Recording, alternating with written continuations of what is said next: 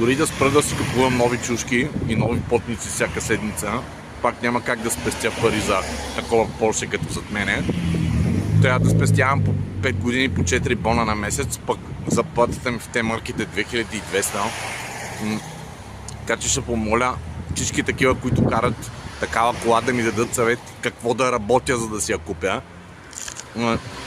Не съм готов да се разделя с чушките и потниците и нали, да не е някаква работа, която е свързана с лъжене, крадене и такова, защото мама ми каза, че тия работи не са редни и в 6-ти клас откраднах една дъвка турбо от магазинчето на Димитричка и още ми беше съвестно. 21 години по-късно отидох да я върна дъвката, обаче имаше наводнение от тях и не ми беше удобно да вляза. Кажете какво да работя, за да си купя такава кола.